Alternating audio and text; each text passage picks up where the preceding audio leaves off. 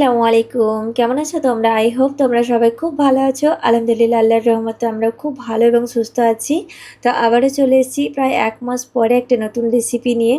আর এই রেসিপিটি হচ্ছে ওটসের রেসিপি। আর সত্যি কথা বলতে এই ওটসের রেসিপিটা খাওয়ার পরে কিন্তু তোমাদের আর সকালে অন্য কোনো খাবার খেতেই মন করবে না।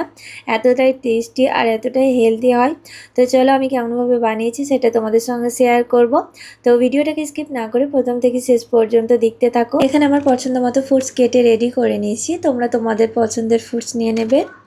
দেন যেটা করতে হবে ওটসটাকে বানিয়ে নেব। তো এখানে নিয়েছিলাম আধা কিলো থেকে একটু কম মিল্ক।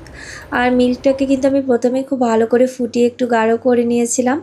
আর তারপরে দেখো এখানে কিন্তু আমি বড়া বাটির ১ বাটি ওটস নিয়ে খুব ভালো করে ফুটিয়ে নিলাম।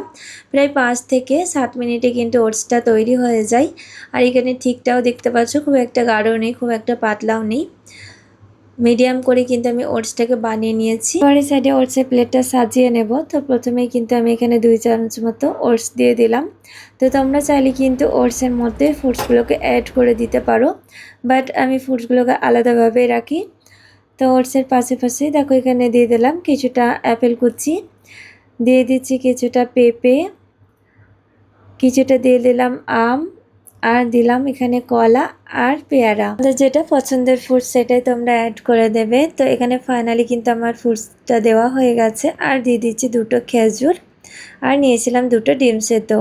তো একই নাস্তার মধ্যে দেখো ক্যালসিয়াম, প্রোটিন, ফাইবার সব কিছুটাই কিন্তু পেয়ে যাচ্ছ। তো চলো আজকের মতো আমি ভিডিও এখানে শেষ করলাম। আর আমার এই ওটসের প্লেট তোমাদের কেমন লেগেছে সেটাও কিন্তু অবশ্যই কমেন্টের মধ্যে জানিও। বাই, টাটা, আল্লাহ হাফেজ।